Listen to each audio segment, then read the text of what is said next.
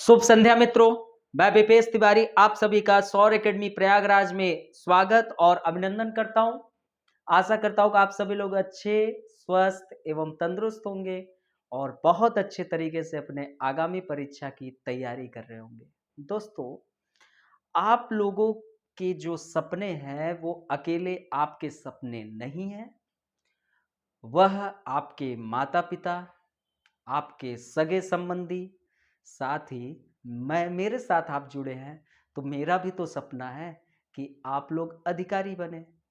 तो क्यों ना एक अच्छे तरीके से, एक सुनियोजित तरीके से, एक क्रमबद्धता रूप से आप अच्छे तरीके से तैयारी करें, है ना?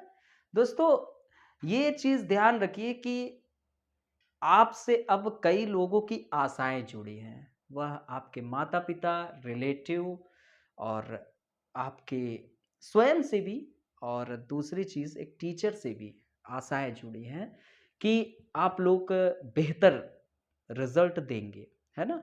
जिससे कि कभी किसी को शर्मिंदगी महसूस ना हो और आपका स्वयं से भी, है ना? एक दर्पण तो आपका आपका स्वयं से भी तो होता है। जहाँ पर आप स्वयं को गहन चिंतन करते हैं, अपने अंदर की हर एक चीज़ों को जानने की कोशिश करते हैं। भई आपसे भी तो आपका संवाद होता होगा। तो खुद से आप पूछिए कि क्या मैं रियल में इस एग्ज़ाम की तैयारी कर रहा हूँ?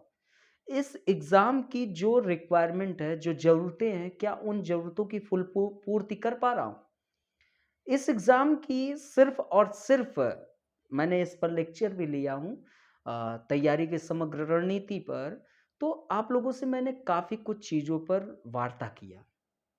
जो सिलेबस नहीं देखेगा, जो प्रीवियस ईयर का क्वेश्चन पेपर नहीं देखेगा, जो रिवीजन नहीं करेगा, जो बार-बार उत्तर लेखन नहीं करेगा, जो बार-बार एमसीक्यू सॉल्व नहीं करेगा, वो भूल जाए। ये एग्ज़ाम आपके लिए नहीं है। आप टाइम वेस्ट मत करिए। आप सिंपल तरीके से कोई छोटा-सा बिज़नेस स्टार्ट करिए, आप बहुत आगे चले जाओगे। मेरे आँखों के सामने मेरे आँखों के सामने मैं अपनी एक अनुभव को बयाँ कर रहा हूँ जिसको मैंने देखा हूँ।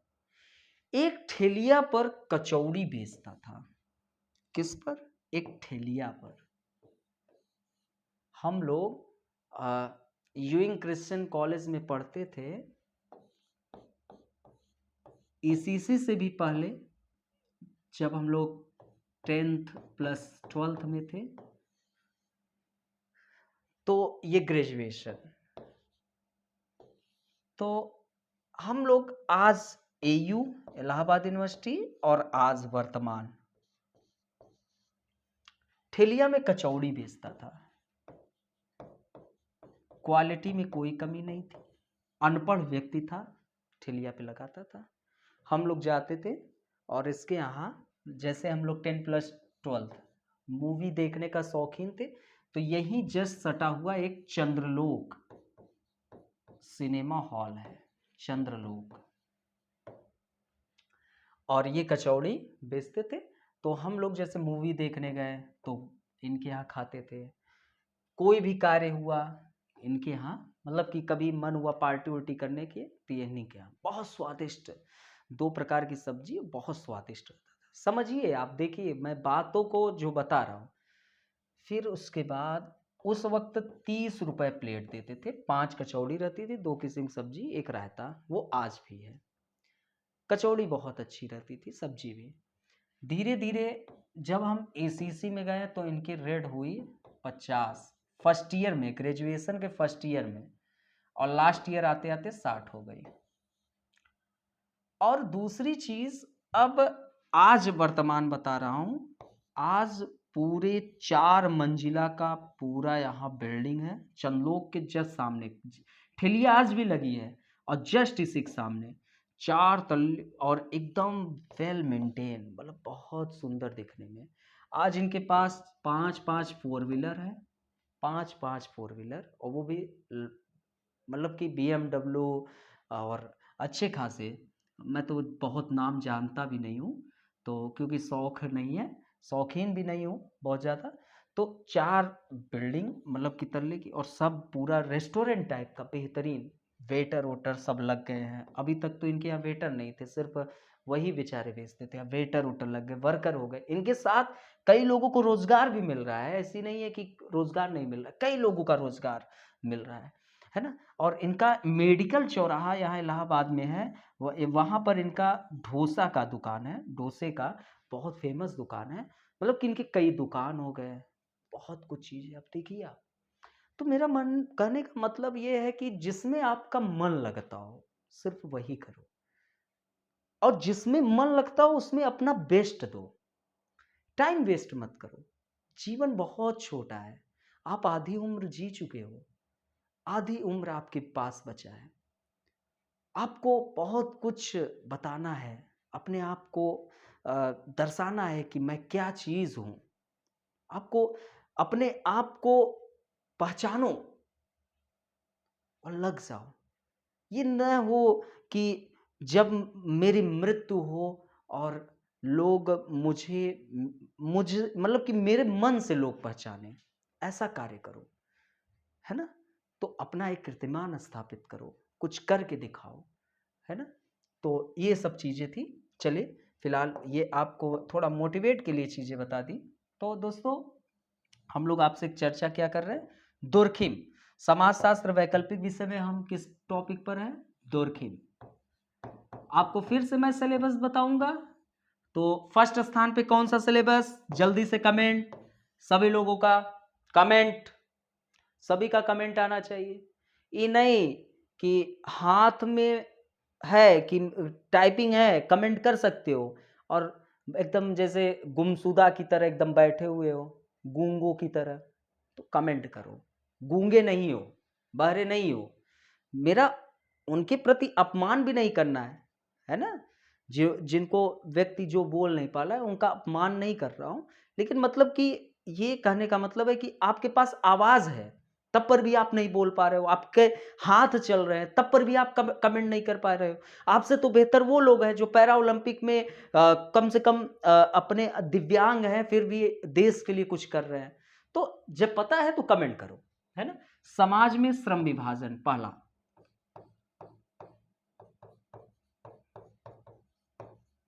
श्रम विभाजन, दूसरा सामाजिक तथ्य, कमेंट करो, तीसरा आत्महत्या, चौथा धर्म एवं समाज। चर्चा किस पर चल रही है, जल्दी से कमेंट। आप लोगों से किस टॉपिक पर चर्चा चल रही है अभी, तो समाज में श्रम विभाजन पर। किस पर, समाज में श्रम विभाजन। ठीक है, तो जल्दी से कमेंट करो। यह दुर्खिम का एक लेख था, प्रकाशित शोध पत्र था, यस या no. Good, very nice, yes. अब जल्दी से कमेंट करो, यह समाजशास्त्र में दुर्खिम का कैसा योगदान है, तो पहला शास्त्रीय योगदान है ना। इस पर कोई अनुसंधान वो नहीं किए थे, अनुमानों पर बयां किए। एडम स्मिथ ने इस शब्द को दिया, राइट। एडम स्मिथ ने इसको परिभाषित भी किया। परिभाषा को दुर्खिम ने स्वीकार किया, लेकिन जो एडम स्मिथ ने कहा कि श्रम विभाजन औद्योगिकीकरण का एक परिणाम है और इसे मात्र आर्थिक क्रिया से जोड़कर देखा जा सकता है, इसका खंडन किया, राइट। शॉर्ट में चल रहे हैं। और खंडन के बाद दुर्खिम ने कहा कि मेरा उद्देश्य क्या है समझाने का, कि जो श्रम विभाजन है वो समाज में किस प्रकार एकता को जन्म देगा। इस आधार पर उन्होंने मानव समाज को 2 प्रकारों में वर्गीकृत किया, 2 प्रकार में। एक साधारण छोटा समाज,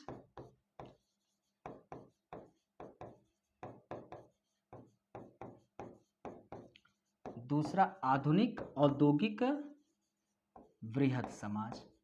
आधुनिक औद्योगिक वृहद समाज। इसमें इसने यांत्रिक एकता को जन्म दिया, और दुर्खिम के अनुसार यांत्रिक एकता जो है वह कमजोर है। आधुनिक औद्योगिक समाज किसको जन्म दिया? सावयवी एकता को जन्म दिया। सावयवी एकता को जन्म दिया।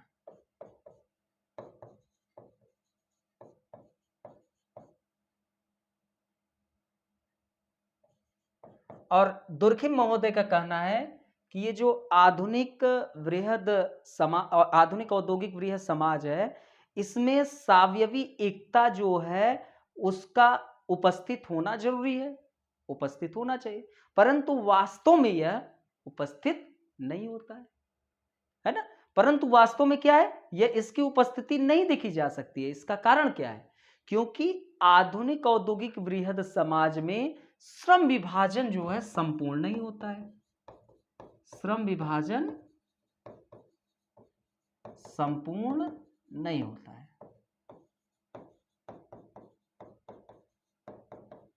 श्रम विभाजन के मतलब कार्य के विशेषीकरण ने सावयवी एकता को जन्म दिया, लेकिन दुर्खिम ने कहा कि यह होना चाहिए आधुनिक औद्योगिक वृहद समाज में, सावयवी एकता जरूरी है, लेकिन वास्तव में उपस्थित नहीं होता है क्योंकि श्रम विभाजन संपूर्ण नहीं होता है। वास्तव में आधुनिक औद्योगिक समाज में आगे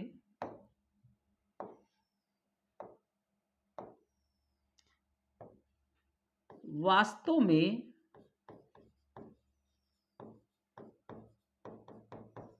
आधुनिक औद्योगिक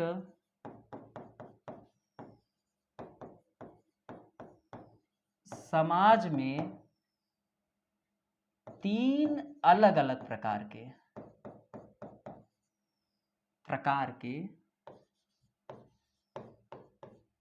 रोगात्मक श्रम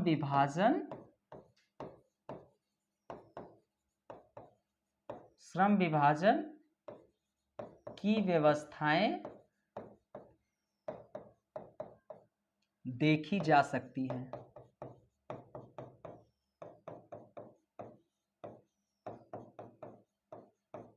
राइट, ठीक है, देखी जा सकती है। कितने? तीन। मतलब वास्तव में आधुनिक औद्योगिक समाज में कितने? तीन अलग अलग प्रकार के। पहला, अप्रतिमानित श्रम विभाजन।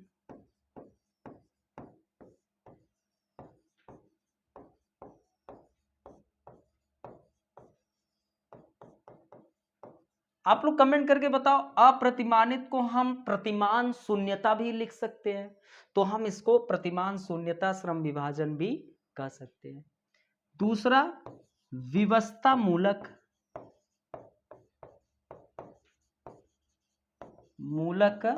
श्रम विभाजन। और तीसरा, समन्वय रहित श्रम विभाजन। अब एक एक करके हम लोग इन चीजों को जानते हैं, बहुत इंपॉर्टेंट है। राइट, एक एक करके अप्रतिमानित को जानते, व्यवस्था मूलक को जानते और समन्वय रहित को जानते हैं। ठीक, चलिए पहले हम जानते हैं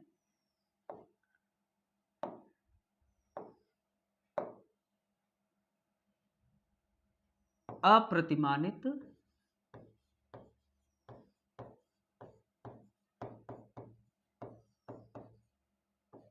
श्रम विभाजन।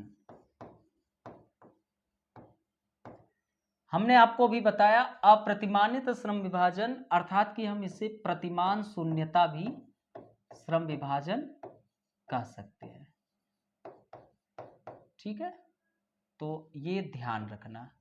ठीक है, तो ये आपको ध्यान रखना है। ठीक है, चलिए, एक शब्द है एनोमी।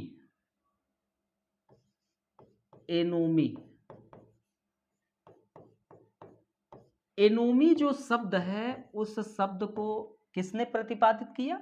तो एनोमी शब्द को दुर्खिम ने प्रतिपादित किया।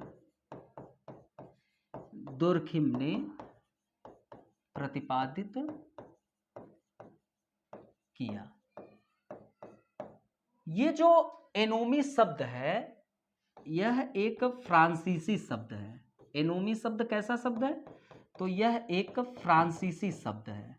कैसा? फ्रांसीसी शब्द है और जिसका शाब्दिक अर्थ क्या है ये इंपॉर्टेंट है। तो जिसका शाब्दिक अर्थ है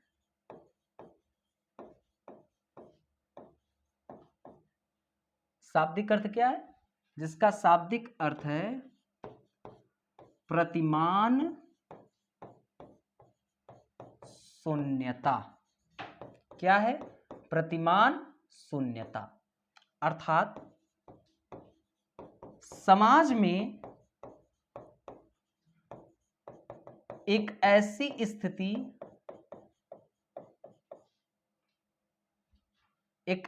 स्थिति जिसमें कि मानदंड क्या हो जाए? पूर्णतः विलुप्त हो जाते हैं। विलुप्त हो जाते हैं। ठीक है। तो ये तीन रोगानात्मक श्रम विभाजन को हम लोग जानते हैं। तो जिसमें पहला था अप्रतिमान श्रम विभाजन या हम इसे कहें प्रतिमान शून्यता श्रम विभाजन। ओके। एक शब्द है एनोमी, जो कैसा शब्द है? फ्रांसीसी वर्ड है और इस शब्द को दुर्खिम ने प्रतिपादित किया। इसके शाब्दिक अर्थ में आए तो प्रतिमान शून्यता, अर्थात समाज में एक ऐसी स्थिति जहां पर क्या हो जाते हैं? मानदंड जो होते हैं समाज के ना, वो पूर्णतः विलुप्त हो जाते हैं, बिल्कुल गायब हो जाते हैं। परंतु दुर्खिम जी कहते हैं, परंतु दुर्खिम के अनुसार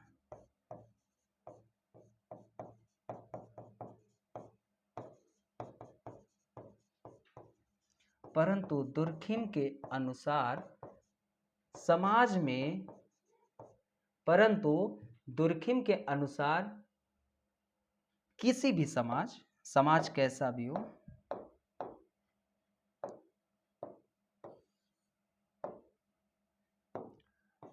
किसी भी समाज में,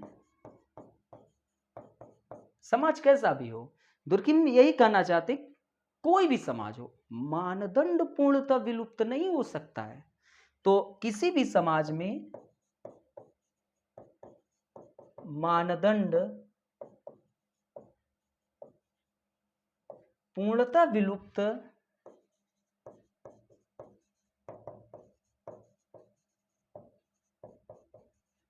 नहीं हो सकता है। ठीक है। तो जो प्रतिमान शून्यता की दुर्खिम जी ने बात की, उसमें यह हुआ कि समाज में एक ऐसी स्थिति जिसमें कि मानदंड जो है पूर्णतः विलुप्त हो जाते, गायब हो जाते हैं। मानदंड जो समाज ने बनाए थे वह दिखाई नहीं देते हैं। लेकिन दुर्खिम ने कहा कि ना, समाज कुछ भी हो, कोई भी समाज हो, मानदंड पूर्णतः विलुप्त नहीं हो सकता है, कभी भी नहीं विलुप्त हो सकता है। अतः वास्तव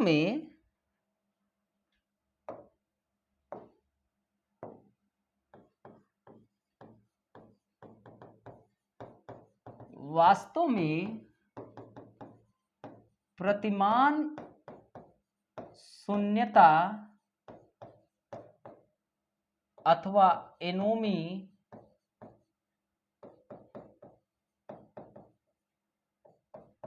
वह परिस्थिति है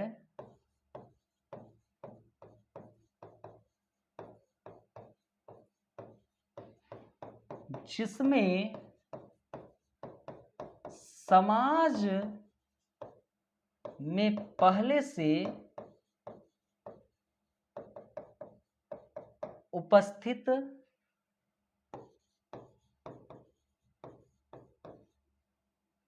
मानदंड क्या हो जाते हैं? कमजोर पड़ जाते हैं, कमजोर पड़ जाते हैं एवं हमारे व्यवहारों को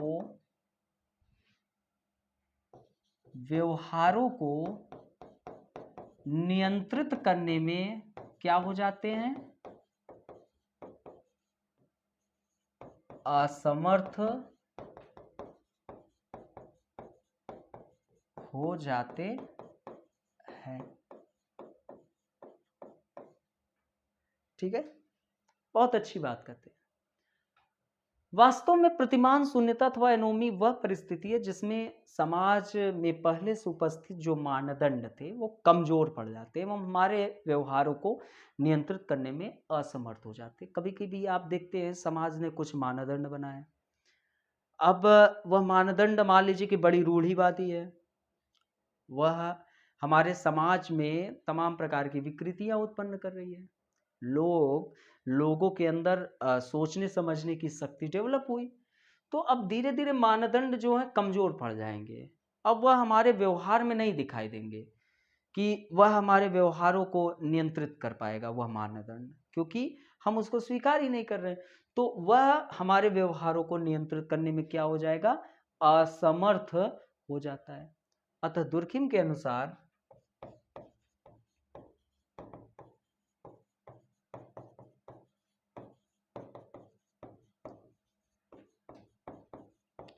प्रतिमान शून्यता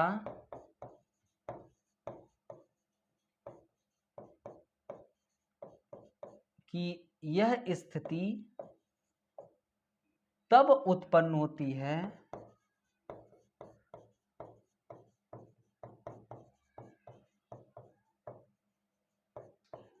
जब समाज किसमें हो? जब समाज संक्रमण, जब समाज क्या हो? संक्रमण के दौर से गुजर रहा हो।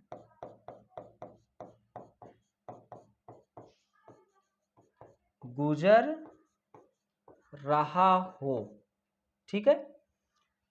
तो बड़ी अच्छी बात बोले कि ये जो प्रतिमान शून्यता की स्थिति है यह कब उत्पन्न होगी? तो यह तभी उत्पन्न होगी जब समाज किसमें? संक्रमण के दौर से क्या हो रहा है? गुजर रहा है। किस स्थिति में गुजर रहा है? तो संक्रमण के दौर से गुजर रहा है, अर्थात कि समाज जो है तीव्र गति से परिवर्तित हो रहा है ना। तो जब समाज तीव्र गति से परिवर्तित होता है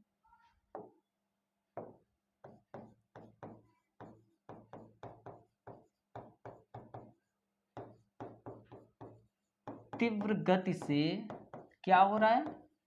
परिवर्तित होता है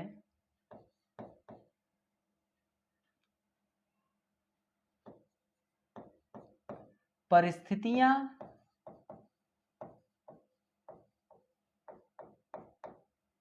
अकस्मात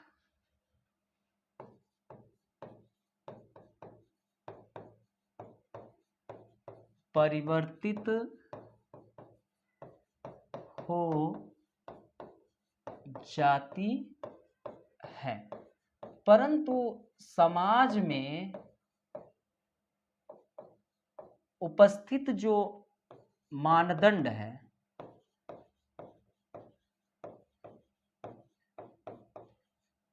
मानदंड उस गति से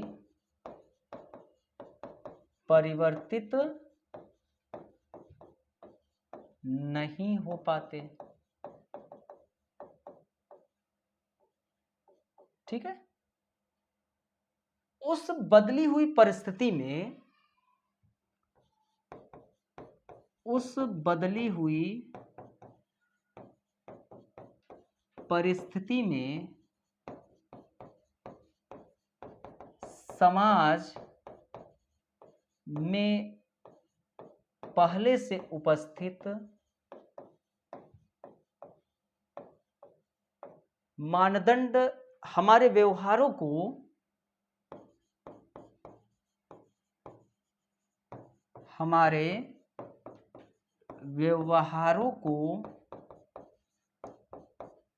क्या करने लगती है? हमारे व्यवहारों को दिशा प्रदान करने में असफल हो जाती है।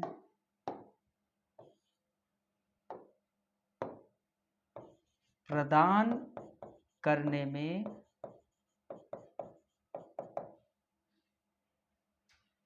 असफल हो जाती है।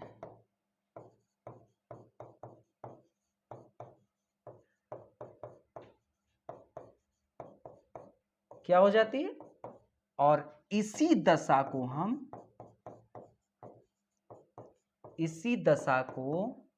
हम प्रतिमान शून्यता कहते हैं। क्या कहते हैं? शून्यता कहते हैं। तो प्रतिमान शून्यता की स्थिति कब उत्पन्न होती है? तो यह तब उत्पन्न होती है जब समाज संक्रमण के दौर से गुजर रहा है।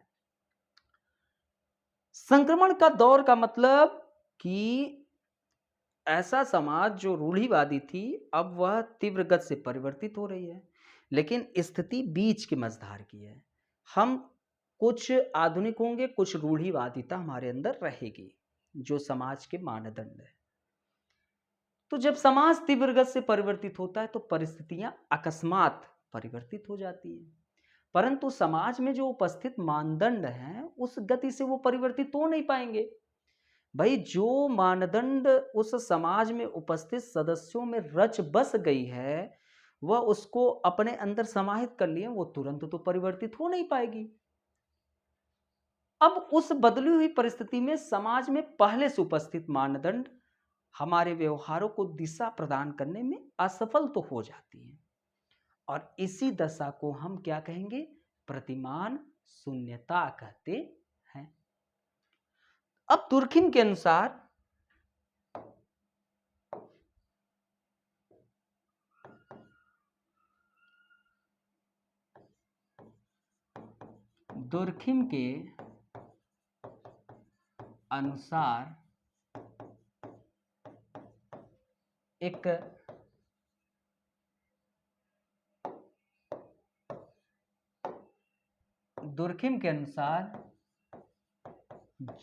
एक दुर्खिम के अनुसार जब एक साधारण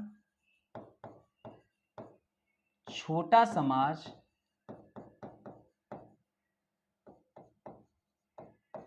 एक आधुनिक औद्योगिक वृहद समाज में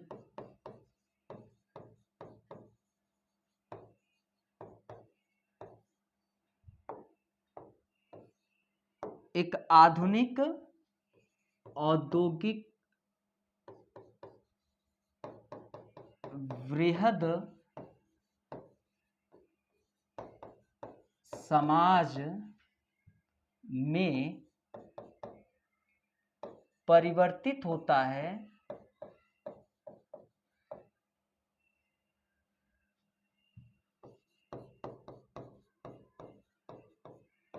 तब यह एक कैसा दौर कहलाता है? संक्रमण। तब यह संक्रमण के दौर में होता है।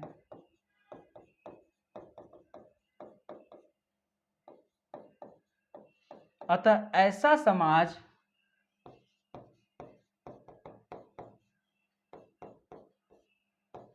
किससे ग्रसित होगा? तो ऐसा समाज प्रतिमान शून्यता से ग्रसित होगा। शून्यता से ग्रसित होता है। अतः ऐसे समाज में एक परिपूर्ण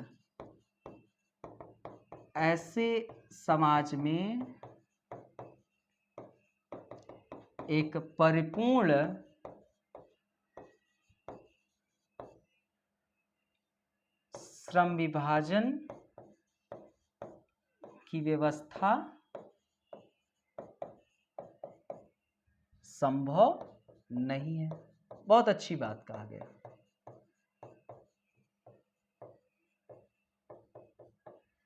है ना, ठीक है। तो दुर्खिम कहते हैं कि जो संक्रमण काल है, मैंने अभी आपको बताया, जो साधारण छोटा समाज था वो एक प्रकार से रूढ़िवादी समाज था। अब वह साधारण छोटा समाज एक आधुनिक औद्योगिक वृहद समाज में चेंज हुई। ये अब आपका क्या है, ये आपका जो संक्रमण एक दौर कहा जाएगा, है। क्योंकि एक छोटे जो साधारण समाज में जो मानदंड है वो परिवर्तित होगा आधुनिक वृहद समाज में, लेकिन अचानक परिवर्तन नहीं आ जाएगा। अब जैसे भारत में पुनर्जागरण हुआ, तो ये नहीं है कि पुनर्जागरण के बाद पूरा का पूरा समाज जो था वो चेंज हो गया। पुनर्जागरण मतलब एक आधुनिकता हमारे अंदर एक शुरुआत हुई। अब धीरे धीरे हम जो उसके पहले मानदंड थे उसको हम लोग कमजोर करेंगे, लेकिन वो तो मौजूद तो रहेगा जो जो लोगों के अंदर रच बस गई है। तो अतः ऐसा समाज कैसा होगा, प्रतिमान शून्यता से ग्रसित होता है। अतः ऐसे समाज में एक परिपूर्ण श्रम विभाजन की व्यवस्था संभव नहीं है। आजादी के बाद भारत की स्थिति देख लीजिए, है ना। तो जो चीजें विद्यमान थी, ठीक है, यहां तक किसी को कोई दिक्कत। अब दूसरा,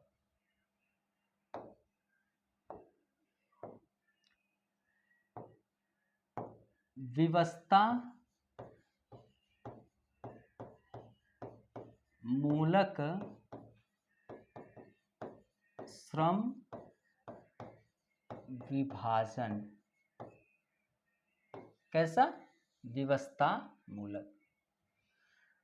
जब एक साधारण छोटा समाज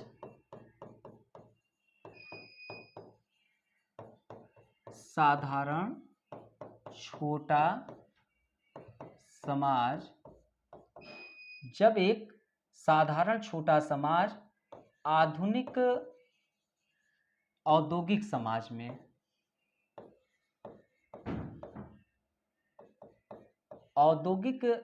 में परिवर्तित होता है,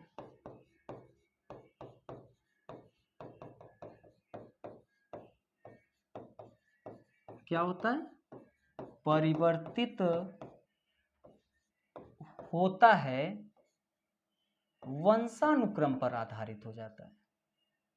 वंशानुक्रम पर आधारित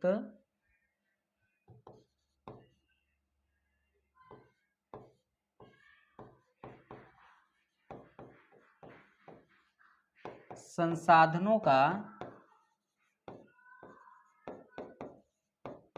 हस्तांतरण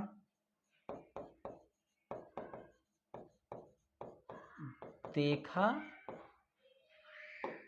जा सकता है। अतः ऐसे में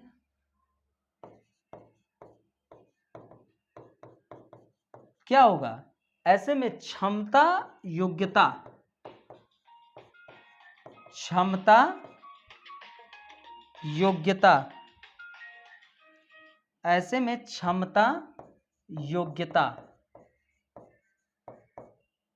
ऐसे में क्षमता योग्यता की भूमिका क्या हो जाएगी? नहीं रह जाती है।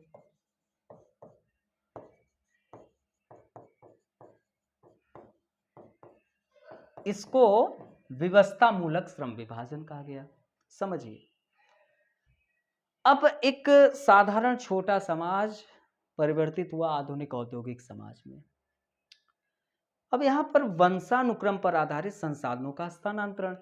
अब क्या हुआ कि साधारण छोटे समाज में जो चालाक थे, जो पावरफुल थे, अब वो एक आधुनिक औद्योगिक वृहद समाज में आएंगे तो संसाधनों पर प्रभुत्व तो ज्यादा उनका होगा और उन्हीं के वंशानुक्रम पर लोगों का आवंटित हो जाएगा।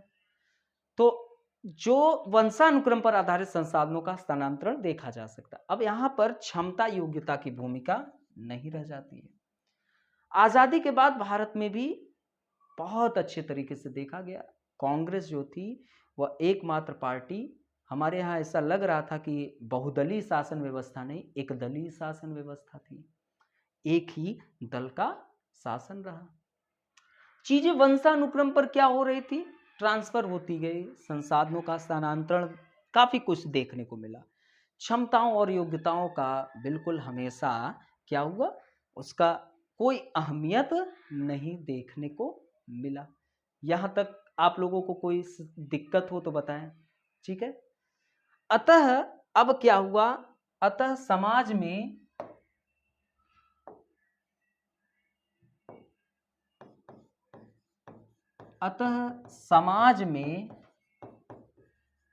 कौन सक्षम, अतः समाज में कौन सक्षम सदस्यों,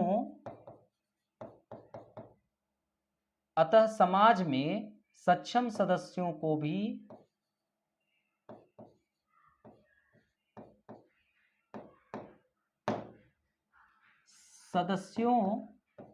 भी उनकी क्षमता से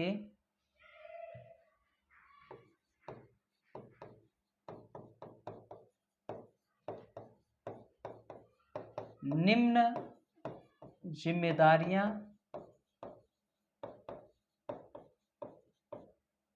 ठीक है, जिम्मेदारियां को पूरा करने के लिए क्या किया जाता था, विवश किया जाता था।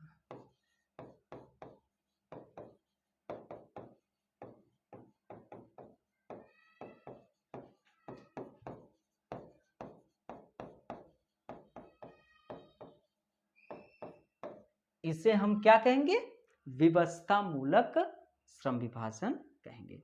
मतलब कि जो एक आपका साधारण छोटा समाज था वो अब आधुनिक औद्योगिक बृहत समाज में परिवर्तित हो गया है। अब यहाँ जो संसाधन है उसमें वंशानुक्रम पर आधारित हो जाती है, वंश के आधार पर जिन्होंने ज्यादा आधिपत्य स्थापित कर लिया, जो ज्यादा सक्षम थे, अब उनके संसाधन जो है उनके पुत्र में ट्रांसफर हो रहा है। तो अतः समाज में सक्षम सदस्यों को भी, ठीक है, देखिए बहुत बड़ी बात लिखिए, सक्षम सदस्यों को भी उनकी क्षमता से निम्न जिम्मेदारियों को पूरा करने के लिए क्या किया गया, विवश किया गया। और इसी को हम व्यवस्था मूलक श्रम विभाजन कहेंगे। यहां तक किसी को कोई दिक्कत। अब आते हैं समन्वय रहित। आज चौथा क्लास ले रहे हैं, थोड़ा एनर्जी कम हो रही है, थोड़ा ध्यान दीजिए, कोई दिक्कत नहीं। समन्वय रहित श्रम विभाजन,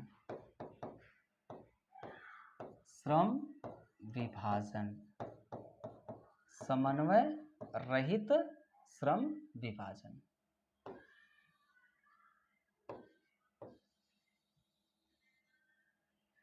जब समाज में क्या हो,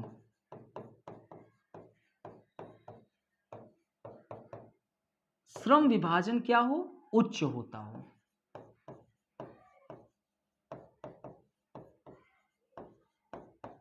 उच्च होता है एवं समाज के विभिन्न वर्गों को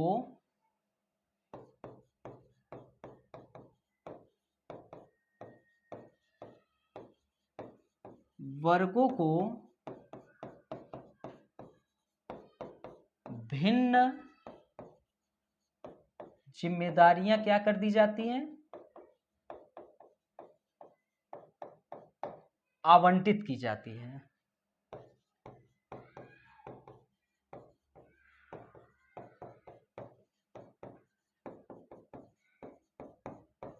उन सभी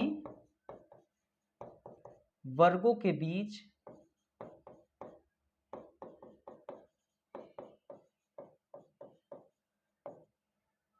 समन्वय अनिवार्य हो जाता है।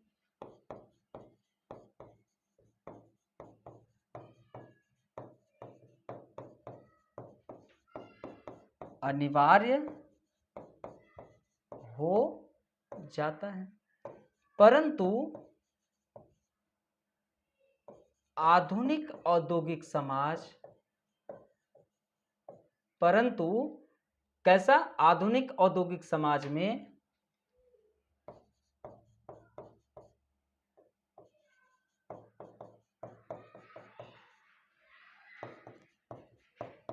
यह समन्वय क्या हो जाता है? यह समन्वय अनुपस्थित रह जाता है, रह जाता है। समझते हैं, ठीक है। तो अब जो रोगात्मक श्रम विभाजन 3 दिए, अब उसमें हम लोगों ने 2 जान लिया। तीसरा समन्वय रहित श्रम विभाजन। अब जब समाज में क्या है, श्रम विभाजन उच्च है ना, एवं समाज के विभिन्न वर्गों को भिन्न भिन्न जिम्मेदारियां बांट भी दी गई है कि आपकी ये जिम्मेदारी, आपकी ये। अब उन सभी वर्गों के बीच समन्वय अनिवार्य हो जाता है, क्योंकि हर एक की एक दूसरे से जरूरत है। परंतु आधुनिक औद्योगिक समाज में यह समन्वय जो होता है यह अनुपस्थित रह जाता है, मतलब कि यह समन्वय होना चाहिए जो वह होता नहीं है। ठीक है, यहां तक किसी को कोई दिक्कत? अब दुर्खिम के अनुसार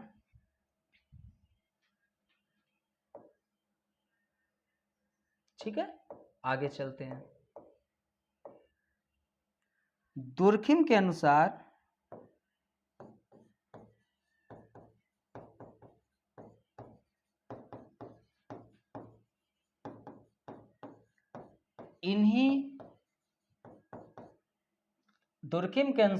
इन्हीं असामान्य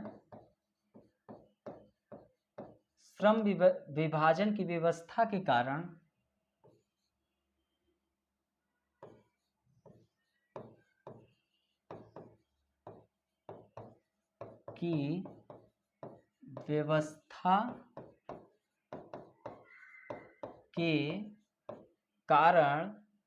ठीक है, श्रम विभाजन की व्यवस्था के कारण आधुनिक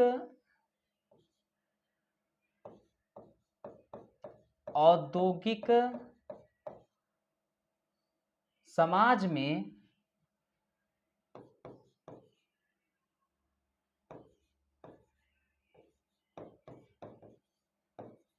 सावयवी एकता क्या रह जाती है? तो सावयवी एकता अनुपस्थित होती है, अनुपस्थित होती है। ठीक है, तो अब ये जो आप लोगों ने तीनों देखा, रोगात्मक श्रम विभाजन, ठीक है, एक और आपने देखा कि फर्स्ट स्थान पे, जल्दी कमेंट, अप्रतिमानित श्रम विभाजन। ठीक है, ये फर्स्ट था। और दूसरा आपने देखा व्यवस्था मूलक, और तीसरा समन्वय रहित।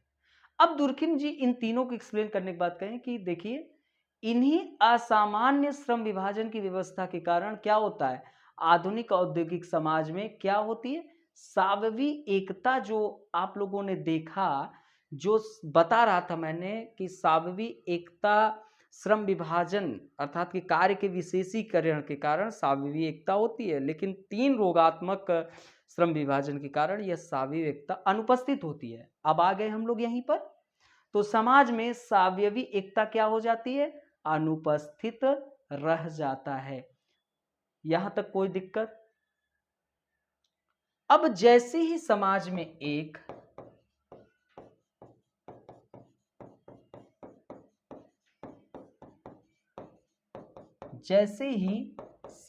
में एक संपूर्ण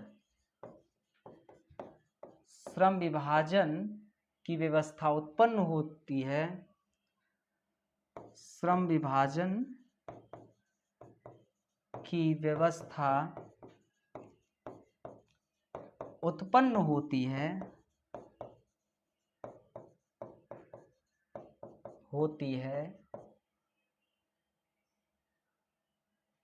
सावयवी एकता क्या हो जाएगी, सावयवी एकता उत्पन्न हो जाती है। तो ये टॉपिक अब यहीं पर समाप्त हो गया। आप लोग बताएं यहाँ तक कोई दिक्कत आई हो, कोई समस्या, कमेंट। आप लोगों को कोई समस्या आई हो, कोई दिक्कत आई हो तो कमेंट करें। तो दुर्खिम जी बड़ी अच्छी बात करते हैं कि इन्हीं असामान्य श्रम विभाजन की व्यवस्था के कारण आधुनिक औद्योगिक समाज में क्या हो गई, साविवी एकता अनुपस्थित हो जाती है। जैसे ही समाज में एक संपूर्ण श्रम विभाजन की व्यवस्था उत्पन्न होती है, संपूर्ण श्रम विभाजन अर्थात कि जहां पर योग्यताओं और क्षमताओं को क्या किया जाए, उसको अहमियत दी जाए, है ना।